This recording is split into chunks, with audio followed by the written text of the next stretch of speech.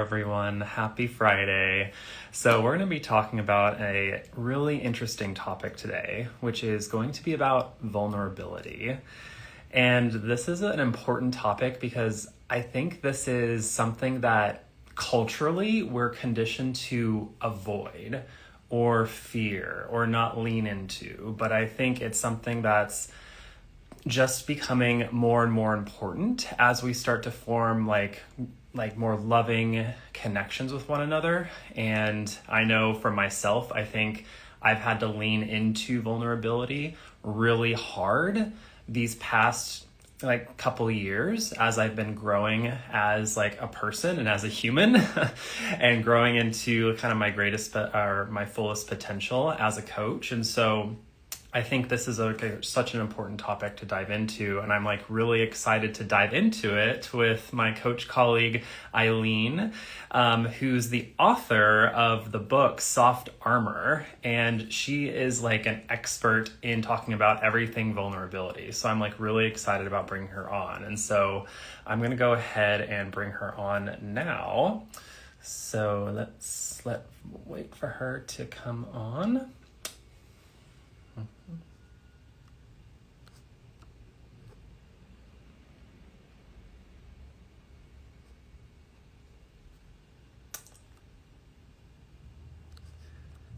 Hello, Shashank. Thank you for joining. I see that you just joined. I'll give you a wave.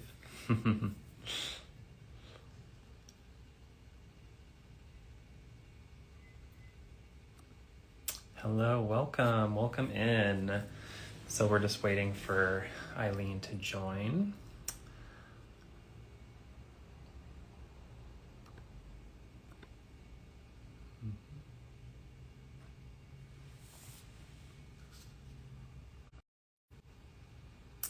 There she is. I'm going to give her a wave. Hi, Eileen. So let me go ahead and invite her on here.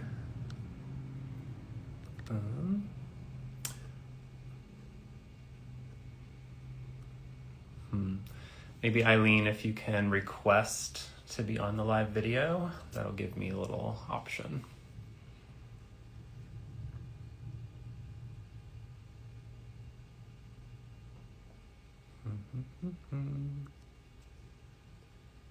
All right, view.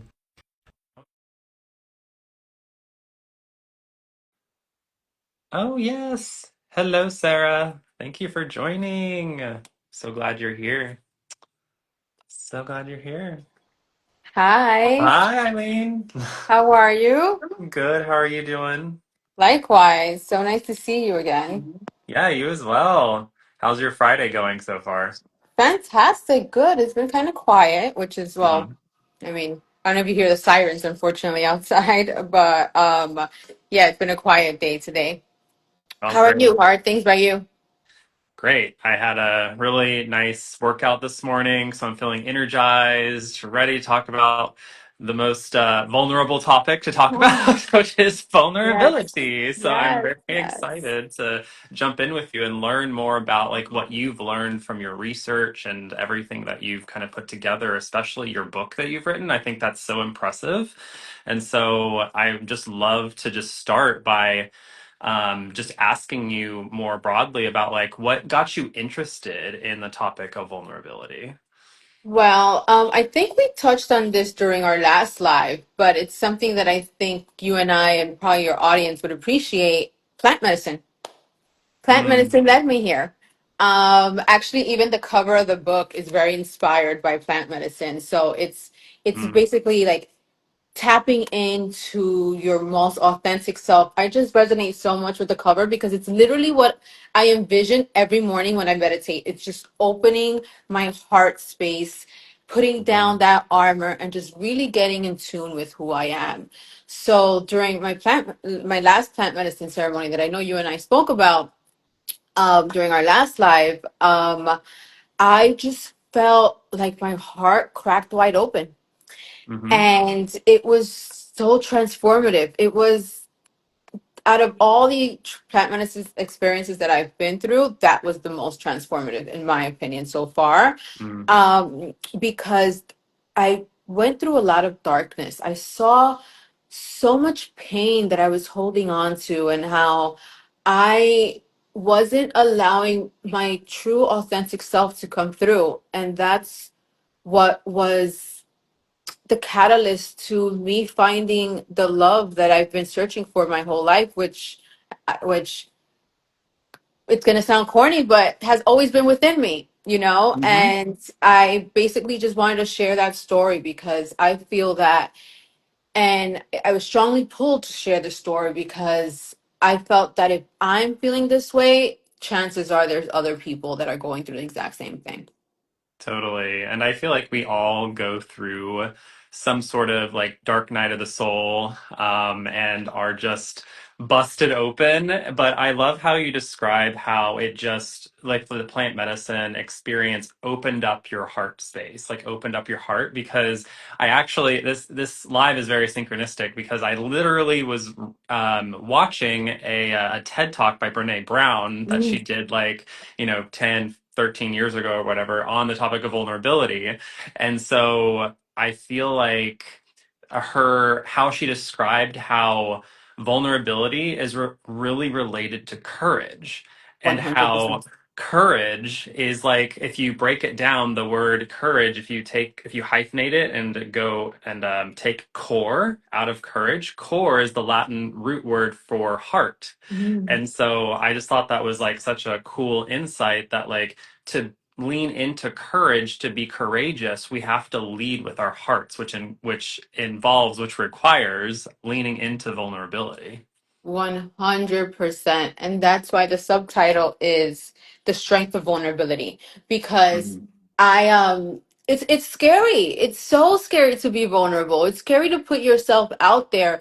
But you, in order to really connect and really tap into that authentic core being of who you are, you have to be willing to let your guard down. And that's why Mhm. I resonated with the title so much, with calling it soft armor, because I'm not telling people to completely let their guard down and let all their boundaries down. That's not what I'm saying. What I'm saying is, yes, of course, still protect yourself and still be wary, and still um be go out there and be cautious, but Mhm.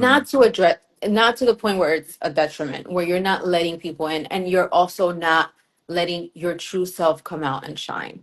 Um, so that's what led me to writing the book. And it's just, I've gotten such great feedback. And Mhm. it's funny because a lot of people, like coaches, and I hired a book coach, and this process is so new to me. Like I don't know anyone who wrote a book. I mean, even becoming a coach, I don't know anyone who's a coach. So everything that I'm doing, I'm learning on my own, and also Mhm. with help of mentors and stuff.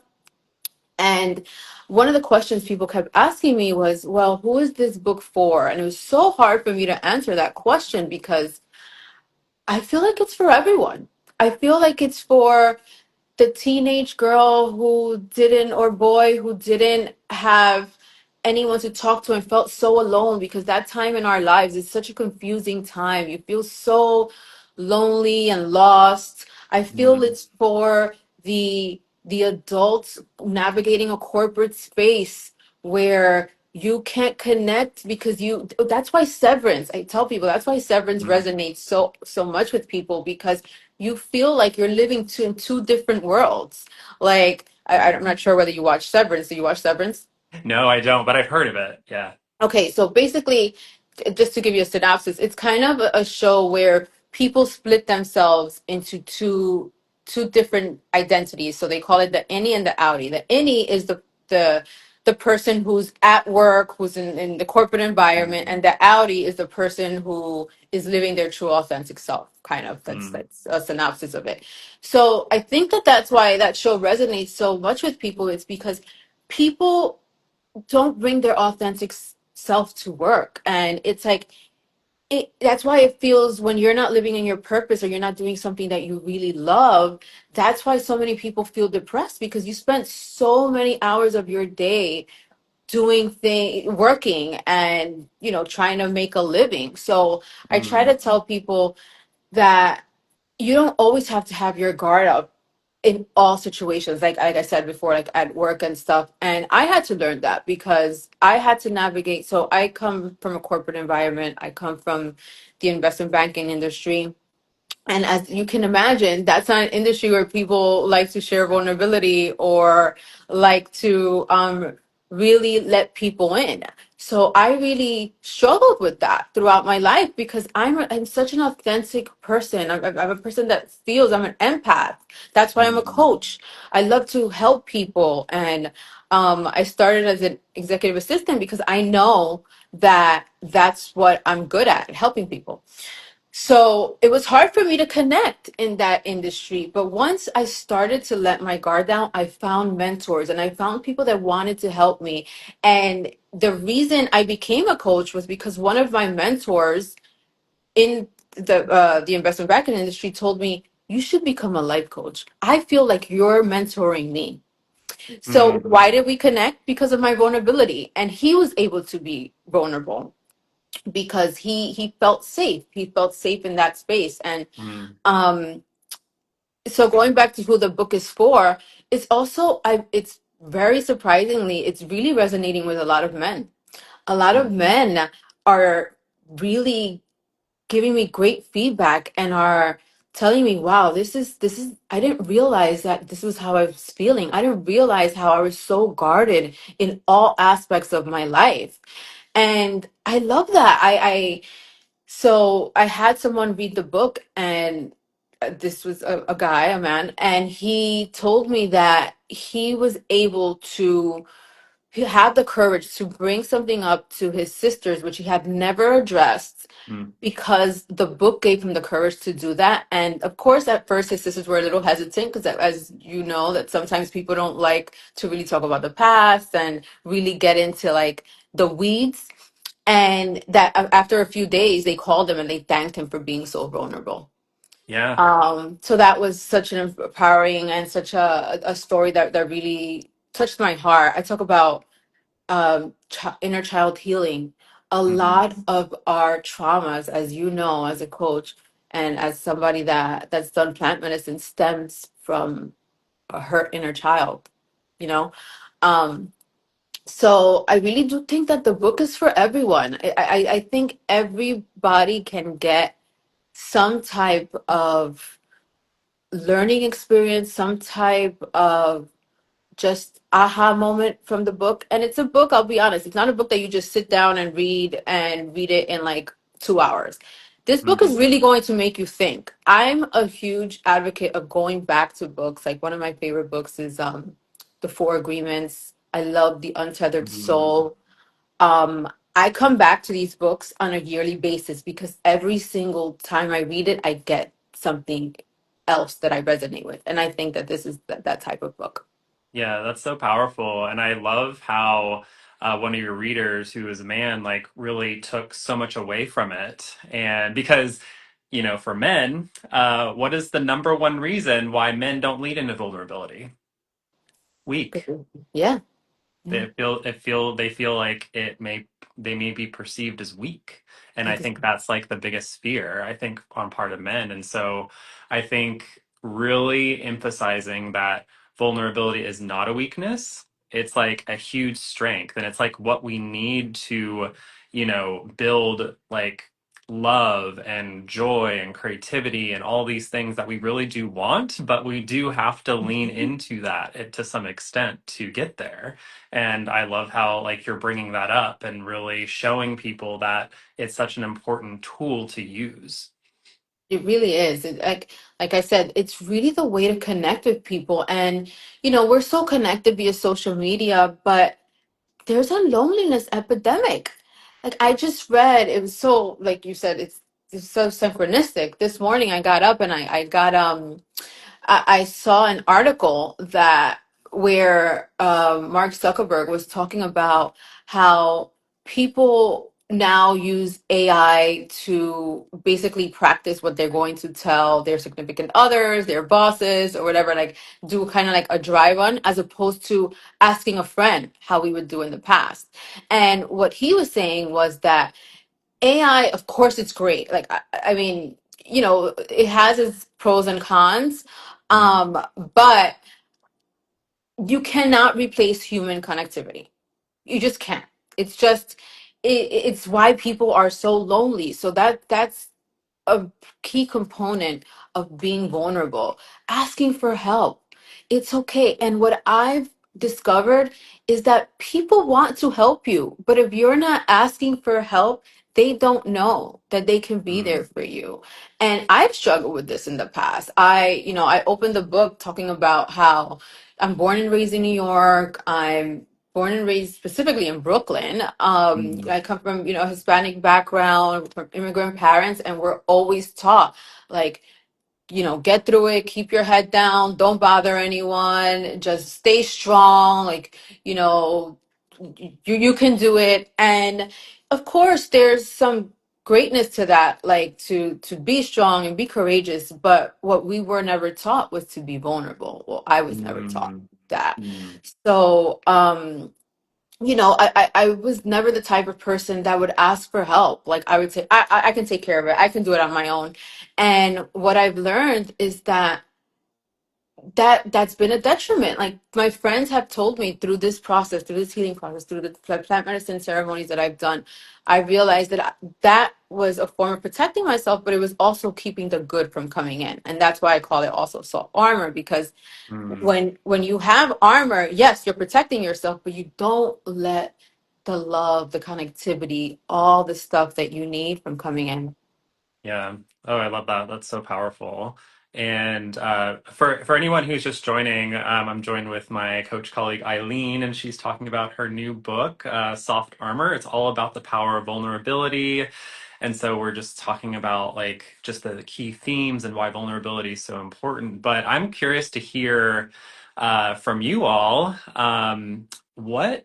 what does vulnerability mean to you, and how, like, what was a instance in which you felt extremely vulnerable, like, and how did that really feel? I'm just really curious to hear from our audience too, because I Absolutely. think there's so many diverse experiences when it comes to vulnerability. So I would love to hear what everyone has to say about it. But Erica says, I'm just reading the comments right Yeah, now. please. But Erica says, agree. There's another comment here that says, that's me. I tell AI what I did all of my day. Oh, that's interesting because I also have a friend who uses ChatGPT AI to like really have extended conversations with and be vulnerable with AI Hmm. ultimately. But I just wonder, like, if you're vulnerable with AI,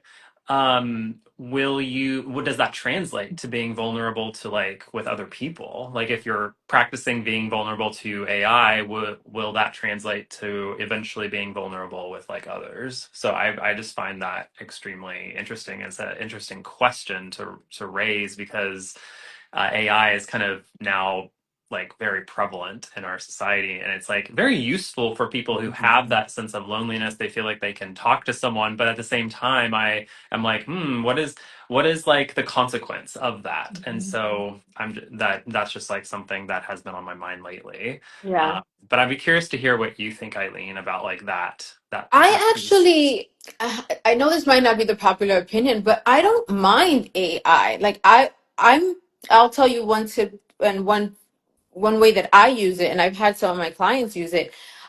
So I have always wanted to get more into journaling because I know what a powerful practice that is, but my hand starts to hurt sometimes, and I just don't really keep up with it. What I've been doing is I voice to text journal AI with AI, and I have a Mm-hmm. folder, and every day I say this is my journal entry.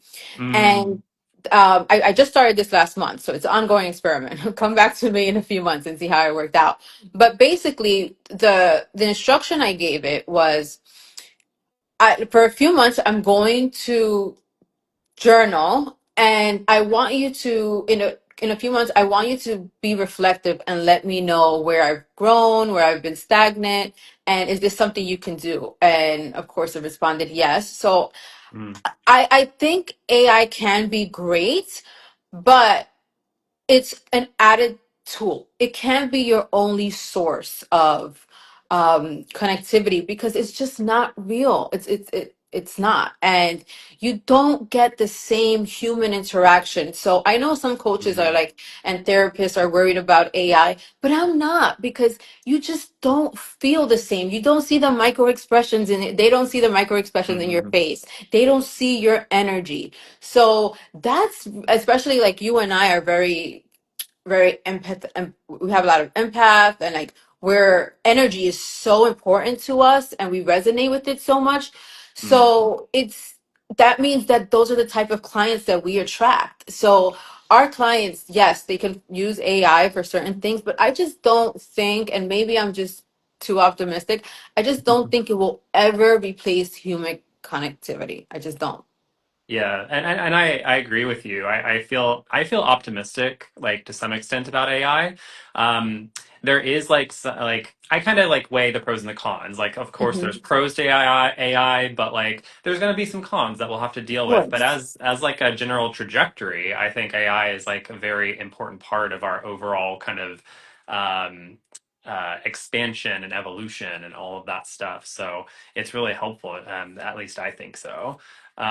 And then, oh, I see another comment from Sarah says, what plants did she use? So I'm assuming she's meaning your plant medicine experience, how it opened up your heart and everything. And so I'd just be interested to hear more about Yes. that. Yes.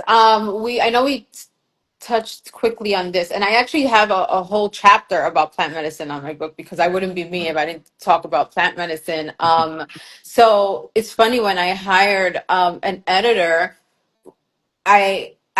We were going through the book, and the first editor that I hired, she said, "Well, I don't know if you should really talk about plant medicine because some of the people that purchased this book may not be as far along with you, not far along as you are in your journey." And I was like, "Well, then that's not my audience because I have to stay Mm, authentic to myself, and if that's something that puts them off, of course, I respect that, but I have to share." My journey and what's important to me. And that plant medicine has changed my life. So I started my first plant medicine ceremony with ayahuasca. mhm, And I went to a retreat. I went to Rhythmia in Costa Rica. I wanted to go somewhere where I felt safe. And I didn't know anyone who had done plant medicine. And it's a very scary, intimidating experience sometimes. But I knew that I had just had a dark night of the soul, and I was just at the depths of my despair, and I was like, something has to change. Like there mm, has to be more, and that's what led me to really diving deep into plant medicine and beginning my research and um, really listening to that calling that I had within myself to participate in mhm, ceremony.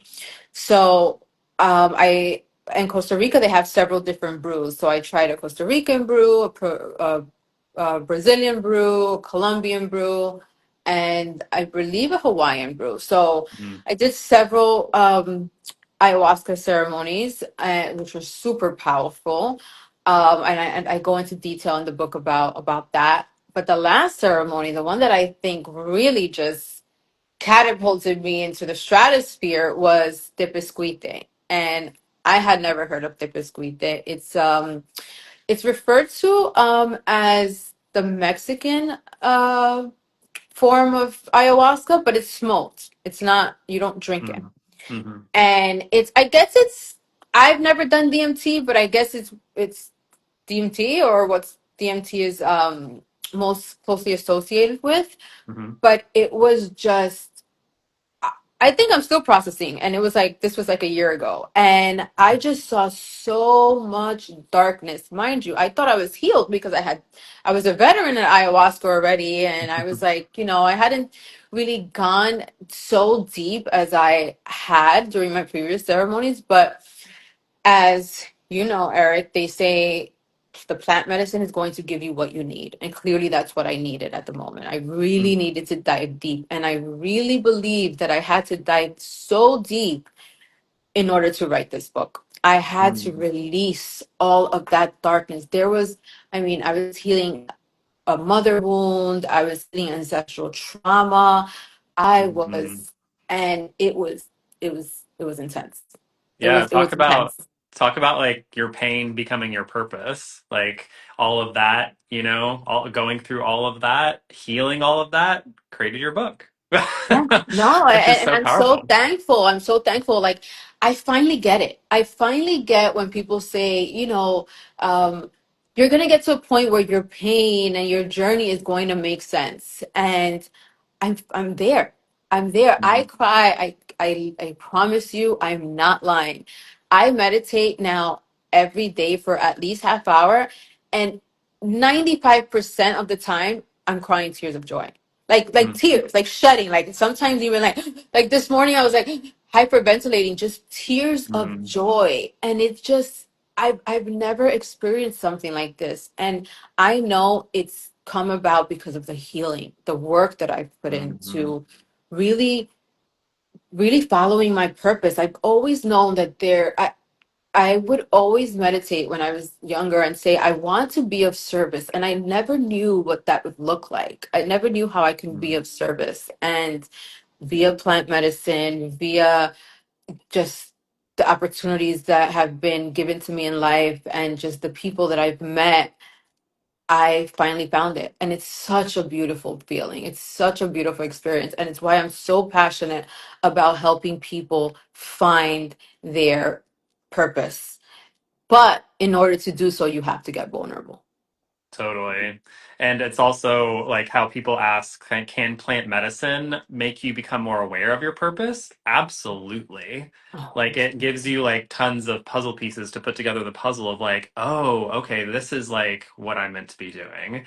And but in order to do that, the process is getting vulnerable with the plant spirits and then kind of opening yourself up to all of those wounds, all of those traumas, and just facing them head on. Because in order to release those traumas, you have to feel them. And then ayahuasca, psilocybin, all the plant medicines, they allow us to dive deep and feel them. So that way we can release them. And that's like the powerful aspect of plant medicine, like to dive deep into a plant medicine experience, you have to be vulnerable. You have to let go and just like be and be brave or not brave, courageous to like dive into the experience of plant medicine. Absolutely. yeah. I mean, they say it's 10 to 15 years, the equivalent of 10 to 15 years in one ceremony. That's basically what's occurring. It's 10 to 15 years of um,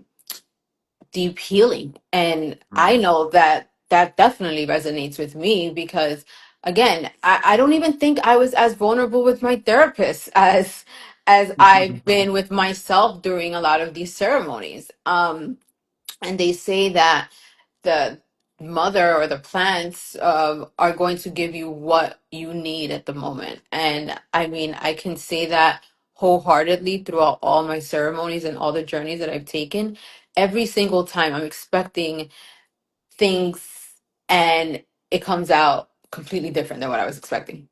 Oh yeah, it always does. It always does. I see that Erica has left a comment here. She says, I have used ChatGPT and it's still not the same thing as being vulnerable with a real person.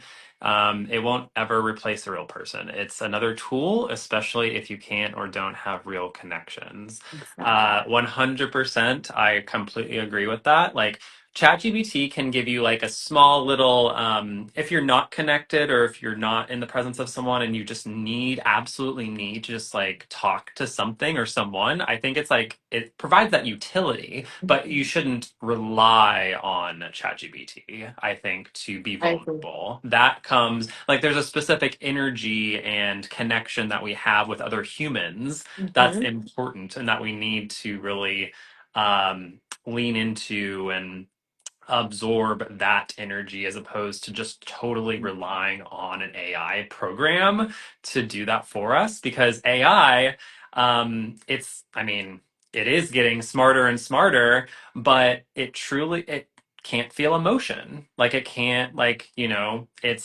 it's a thing that we've created that is still limited in that capacity of being human.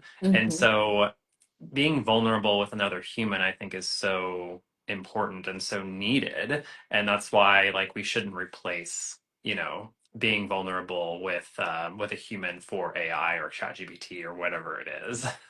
Exactly. And I saw someone mention, um, I need a hug from my therapist. Like, you need physical touch. So I'm not saying from the therapist, but like from your friend, like getting a hug from your friend is never going to feel the same, or from your partner, or again, or any human. Getting a physical touch, a hug, a pat on the back, a touch on the shoulder is never going to feel the same way as talking or venting to an AI.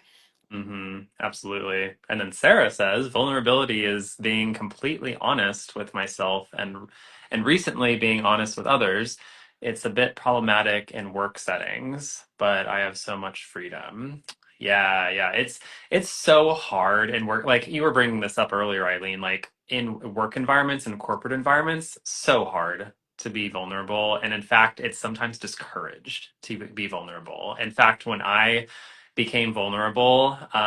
I was working at Instagram, actually at Meta at the time, here in San Francisco, and I decided to be vulnerable with a manager that I had, and it was kind of used against me in the most malicious way.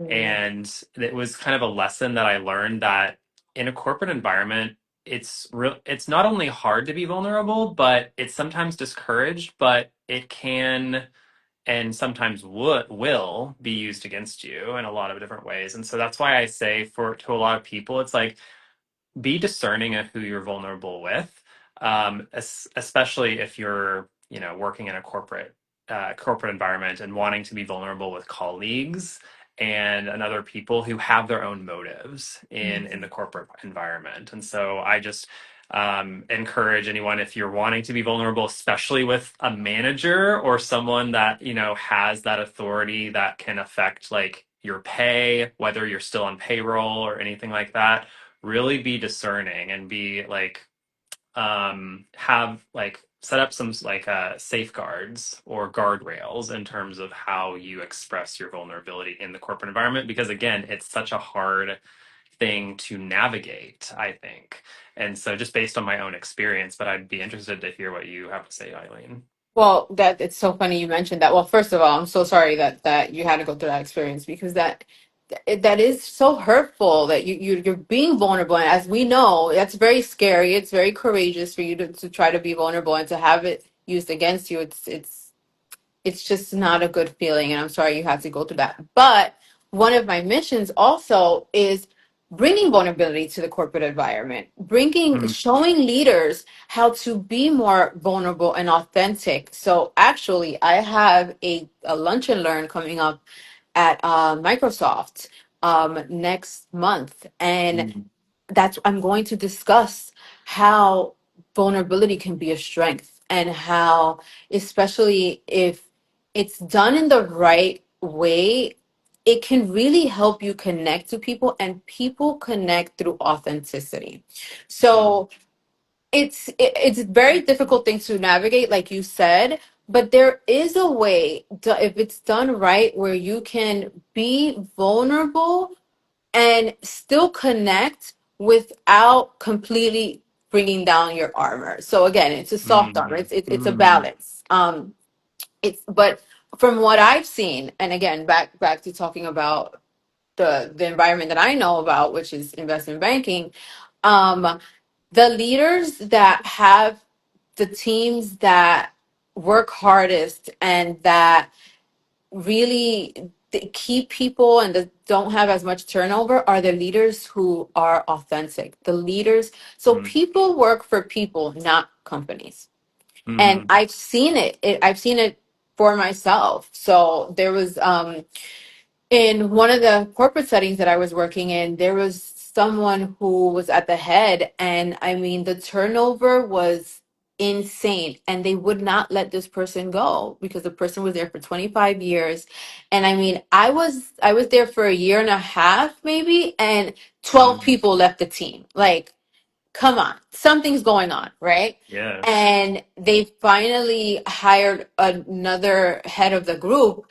And it's like we all would laugh and say, oh my God, it's like we're working at a different company, Mm. because this person was vulnerable, was authentic. He felt, and we would all joke and say, oh my God, he's a real human. And the fact that Mm. we would have to say that was just astonishing, because we were so impressed by the most like simplest things, by whether by him calling us and asking us if we were feeling okay because we were out the next day, and doing it again authentically, not because they're checking up on you and being weird. And that goes back to energy. Like, we just felt comfortable having this person, and we would work harder, we would work later, we would Mm. put in the go the extra mile, because there was a connection, there was a connectivity there. So yes, that's also part of my mission, is teaching people, teaching leaders, teaching people in positions of authority how to be more vulnerable, because that is how you really bring the best out of people.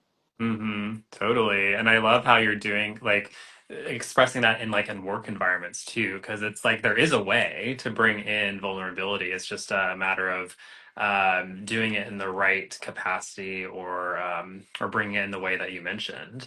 Um, Mhm. I'm also interested in like we've been talking about vulnerability in like AI and the workplace, but I'm also interested to hear what you have to say about vulnerability in relationships and how that works. We don't have an hour. We don't have an extra hour Right. for that, but but that's been my Achilles heel. That's been the hard that's been the hardest thing for me to navigate in my life, which is again what led me to writing the book, what led to my dark night of the soul, what led to plant medicine. I had a mother wound, like I said, and ancestral trauma because of the things I saw growing up, and how, especially in the Hispanic Latino community, where the women's the matriarch. So we always have to be the strong one. We always have to Mm, be, and then I'm the oldest, the eldest daughter. So it's always like, well, you have to help your mom do this, and you have to, there was just a discrepancy in the way that the girls and the boys were treated. Like, my brother was treated completely different than I was treated, right? So that hardens you, that puts up that armor. And so it's been very hard for me to open my heart and let someone in, which I go back to the cover of the book, and I tell you that when I meditate, that's what I see every morning, because it's an ongoing practice for me to really let go and open up my heart. So mm, I still to this day say that I don't think I've ever been in love.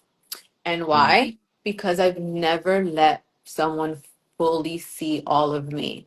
Why? Because I mm. was scared to be vulnerable, because it Uh, didn't come naturally to me. And but now, even just navigating dating, I see that how different it is with me doing things that scare me, and sending texts that scare me, or telling people things that wouldn't I would never think that I would say in a million years, and really putting myself out there. But I know that me doing this is getting me one step closer to finding the love that I know that I want and deserve, right? mm. So I always tell people, I wrote this book for the younger version of Eileen, to let her know that it's okay to be vulnerable, that it's scary, and that it might not feel natural. But if you really want to manifest and bring to life the life that you know you want and deserve, you have to do things that are scary. And yeah, so that's how vulnerability has really shown up for me in my life, is letting people see the real me, see not always the Mm, strong, like I in the first few pages of the book, and on my website you guys can download the introduction for free if you guys like. I talk about how I felt like a fraud, because on the outside, I looked like someone who had it all put together and like that's fun and bubbly. But I would come home and I would feel sad and lonely. Mm, And I didn't want to admit that. I didn't want to tell people like I don't need a man. Like I can do everything I want on my own for myself. And no, I realized that no, I do want that. I do want that partner. I do want someone to navigate life with. But it took a long time for me to even be able to say that out loud. mm. Um, so that's how vulnerability has really presented itself in my life regarding relationships. Wow, that's such a powerful story. Is relationships are probably probably we've been talking about AI and like the professional setting and just being vulnerable with other people, but being vulnerable with a partner is just so hard because that's all about like the true kind of authentic love, heart space, all of that stuff. And so, of course, that would be hard. And navigating that, like I feel like I've kind of gone through cycles. Like when I just like in my past, like when I've gotten in a relationship, like it's scary to be vulnerable, and so I have to lean into vulnerability. But sometimes as like being a single gay man, it I kind of don't I'm not really motivated, I suppose, to be vulnerable because at that time I'm just like dating, I'm just like, seeing like what sticks or whatever. But it's not until that I find that person that I really feel like, oh God, now it's like the vulnerability opportunities are coming in. I can feel them. And so then I start to feel a little bit more like, oh shit, like here we It's go again, uncomfortable. it's uncomfortable. It's not, they say that we navigate more to the familiar, which is why we tend to choose partners that won't, I mean, if you have, if it's hard for you to be vulnerable, we continue to choose partners that won't let us be vulnerable because that's what we're used to, right? But it's scary. I'm telling you, I'm still navigating it. I'm still on this journey. I end the book with saying like, I don't know what's gonna happen, but what I can tell you is that I am stepping into my vulnerability and I'm stepping into my truth and no longer afraid to say and vocalize and express what it is that I want.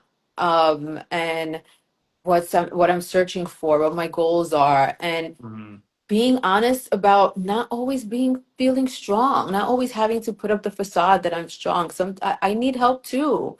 Um, and so yeah, just me admitting that and putting this book out, huge step towards vulnerability. I'm a very private person. I was telling my friends like think about you putting out your diary and having the world read it. Like that's what it feels like. And I'm like, oh my God. Like sometimes I sit in bed and I'm like, don't even think about what you wrote in the book. Cause I mean, it doesn't even matter. It's out because it starts giving me anxiety. Like, oh my God, I wrote that. Like people are reading that. And people that know me for years, people that I've worked with have purchased the book. People, I mean, just people that don't know me but like know me through someone else, and it's a scary experience, but I know that I have to lean into that because it's bringing me one step closer to my divine partner. Yeah, and also like this just kind of I just got this download that vulnerability, it's so worth it to lean into. Like it may be scary, like all these fears might come up and you're like, I don't know if I can do this. But then the moment you do it and you did it, then you're just like, oh wow, I did that. I Mhm, did that. And mhm. like the person that I'm sharing this with is like not judging me. They're like, seeing me as like a real human. They're seeing me in love, which is so powerful. And it makes us even more motivated, I think, in the future to lean into vulnerability. Totally. So I think like that's like a really important takeaway. And like I said, And it makes them, sorry not to cut you off, but like I oh, go said, it ahead. makes them feel more connected and it makes people Yeah. think like, oh, this person needs me. Like sometimes we're so afraid to ask for help, going back to how we started the conversation. People are so afraid to ask for help, but sometimes people really want to help you, but don't even know how they can. So it actually it's helping it's helping the other person as well too, because it makes them feel good to do things for you. Think about how good you feel when you do something for somebody you love. Yeah. Yeah, it's like it's just like that again, that kind of intrinsic reward that we get from, being Hmm. vulnerable with other people, and then we see how they react and see their kind of energy towards us, and Hmm. then we can feel more comfortable leaning in and leaning in. That doesn't mean that we won't get all the fear kind of coming up every time we get vulnerable. But I think we can see the light at the end of the tunnel. We can see that there's going to be like more love and more expansion and more energy that's going to be given to us the more that we do this. And also, we got to be honest as well. Sometimes people are going to get uncomfortable with your vulnerability. Like, there's not Mhm. everyone that's going to accept your vulnerability, but that's okay because you being vulnerable is you teaching yourself. You're rewiring your brain. You're teaching yourself, oh, I can do this. Like, I don't have to be. This is not as scary as I thought it would be. Mhm. So, I do want to make sure that we point that out as well. Like, just because you're vulnerable doesn't mean that everyone's going to like automatically like throw rose petals at your feet. Like that's just not happening always. But it's more it's more of a healing process for you. It has nothing to do with the other person. Mhm. It's you putting yourself out there for you. You doing the things that scare you for you in order to continue and lead you on the path that you're meant to be and that you ultimately want. Yeah, and that also brought up like this idea that that's probably why AI is probably not good for always leaning into, because AI is always going to validate your vulnerability Mm-hmm. versus other people might not. And Mm-hmm. so that's also something to think about if you're really wanting to like lean into being vulnerable with AI. Like, of course, it's going to tell you like, oh yeah, like, oh, like you should feel like you should have no problem feeling this way and blah blah blah, whatever it says in AI Mm-hmm. speak. But it's never going to be like, oh, I'm uncomfortable with that, or oh, Mm-hmm. like, have you thought about that, and all of that stuff. Exactly. So I feel like, again, having more practice and being vulnerable with other people gives us a sense of like, this is reality and this is like, what we have to deal with. Yeah. Um, and then I see Erica left a comment saying, me as well. Never been in love because I'm afraid to let someone in and scared that I won't be able to receive that love. Yeah, that's Mhm. completely normal. I It's felt that very way for common. years. It's I know. very common, especially nowadays, because people, their highlight reels are what you show, like on social media. People don't really show their real, authentic self. So it's hard. How are two people who are performing going to connect? Mhm. It's difficult, right? And that's why I feel like I said before, there's a loneliness epidemic because people aren't being their authentic selves, and that when you're not your authentic self, you can't really connect on a, a spiritual, emotional, mental level, all the things that are needed in order to be in real love.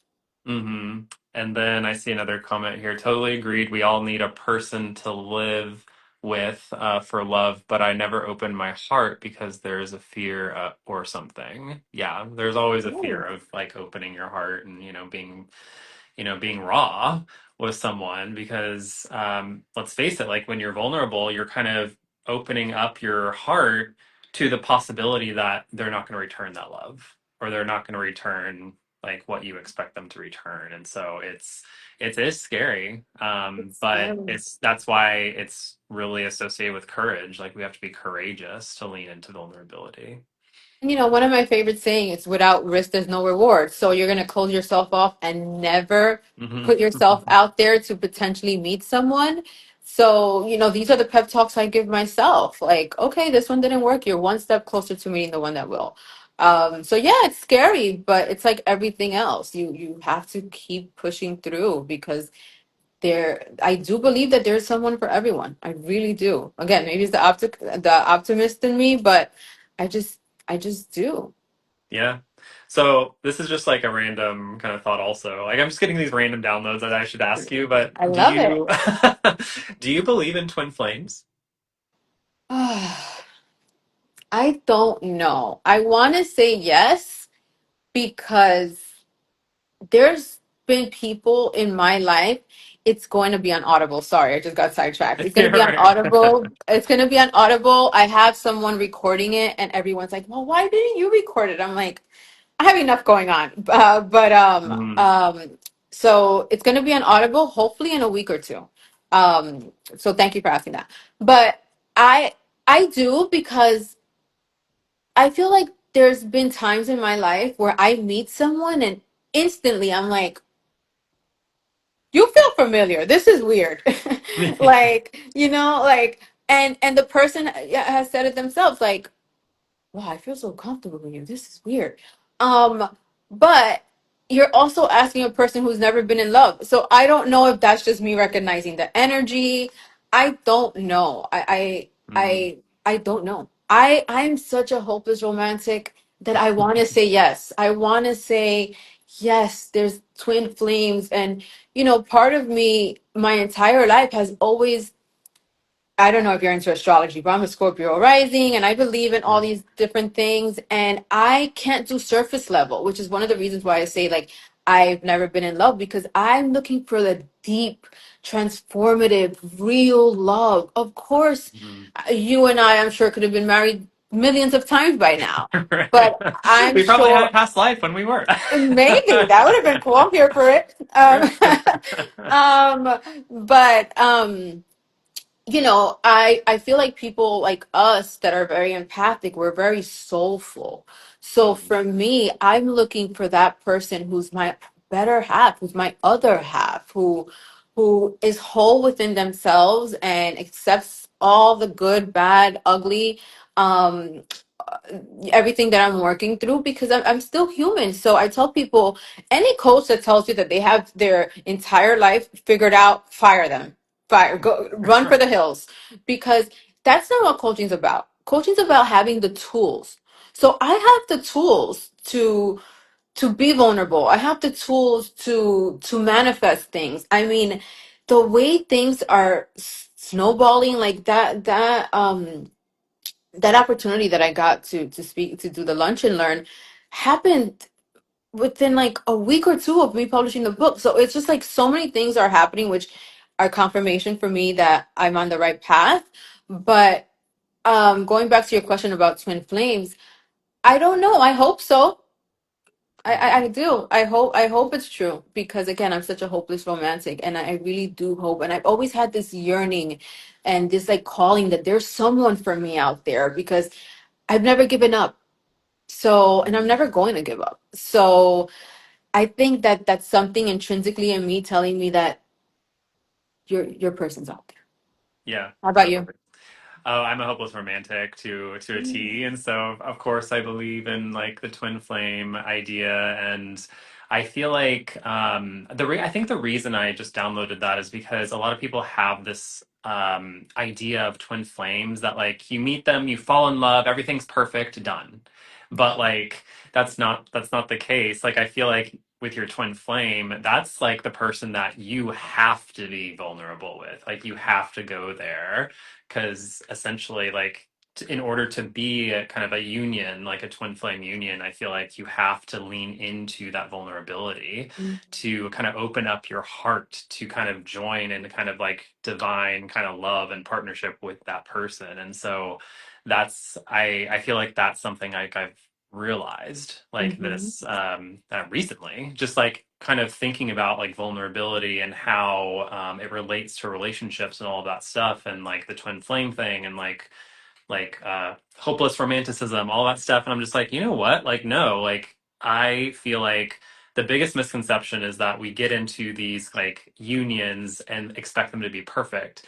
There's going to still be conflict. There's still going to be stuff that we're going to have to go through. And like the job for us as coaches is to really help like people, like provide people those tools. So like for Mhm. you, like providing people those tools so they can lean into those vulnerable moments, even when it's not expected. And I think that is like really important. Yeah, yeah, totally. And it goes back to what I was saying before when people ask me who the book is for. Like initially I was like, oh, it's probably for women who haven't found their person and have succeeded in other areas in their life and like the corporate environment or just in different areas, but haven't found that love because they're so afraid to be vulnerable. but the more people that read this book, the more people are like, from all different walks of life, they're like, oh no, I resonate. So it's just really for people who want to be more in tune with themselves, who Mm, want to be happier, feel more at peace. That's another thing I think that a lot of us are lacking, because we're just so stimulated all the time that we really don't sit down and really tune into ourselves. And that's a key component to being at peace, to really, really sit down with yourself. yeah, totally. I see Erica says, I used to believe there was someone out there for me, then I gave up, but I feel you just inspired me to maybe hope that again. Oh, Erica, See, I'm these are so the things, glad. this is what I love. These are the things these are the comments that fill my heart with joy and have me sharing my story. Like it's not, I don't want to talk about how I've sucked at love my whole life. Like, Hmm. but I really believe that it's part of my journey and that it had to take me this long to find my person so that I can share stories like these. Yeah, and another one we have a Harishitya. I also think that there is someone for me, and I think it's very beautiful to love, but I'm still searching, and it also and it also help you emotionally growing up. Yeah, yeah. It's just having that hope, having that knowingness that the universe will provide. Like the minute that you start like getting that leaning into, I guess, that vulnerability and really opening up your authentic self, I think that's when you start attracting kind of that person. That's what I was gonna It say. You just, have to do the work. You yeah, can't just sit on your hmm, couch and think yeah, that they're gonna show up. Like you have to do the work. And have that's to why do I'm the so work. passionate about it. Because again, this doesn't come easy. This is hard work. So yes, you hit the nail on the head. Yeah. Well, this has been such a cool Oh my conversation. God, I Thank you so much, know. An Eileen. hour already? It felt like Yeah, I 5 minutes. know. It's been like 5 minutes. What the heck? It's like this is like every Yeah. time I get on a live with like another coach that has such like an amazing like you have this like just magnetic like really cool energy about you that you just like kind of I feel like suck people into just understanding really cool ideas like vulnerability. I feel like we're in a time portal. It just like we're sucked into this time portal and then we come out where it's like, wait, it's been an hour? What? I thought it's been 5 minutes, right? Same, same. I feel the same talking to you, which is why I reached out to you because it was my first live ever. I was so nervous, and I did it with you, and it just was so seamless. So I knew that I wanted to come back and talk to you about such an important topic that I know you resonate with as well. Yeah, yeah. So people are asking about your book. So yes, it's called Soft Armor, correct? Correct. And it's going to be on Audible soon. Oh, there it Yes, is. Soft it's Armor. it's out on Amazon, and it should be honestly. I'm waiting for the last chapter, so it should be out on Audible in the next week or two. Amazing. And you said it will be on Amazon too, the hardcover? Yeah, it's on Amazon now. Oh, great. Well, I need to Yeah, order it's it. on Amazon. I need to order it right It's on Amazon, and if they want a free the sample of the book, the introduction is available for free on my website, lifecraftmastery.com. Lovely. Amazing. Well, thank you so much, Eileen, for having this Thank you for conversation. having me. And It's always a pleasure. yeah, always a pleasure. And thank you everyone for joining. And yeah, please head over to Eileen's profile, give her a follow, and be sure to like check out her book on Amazon and Audible in about a week. And with that, I wish you all a very happy weekend. Bye. Bye, Eric. Bye, everyone. Bye bye.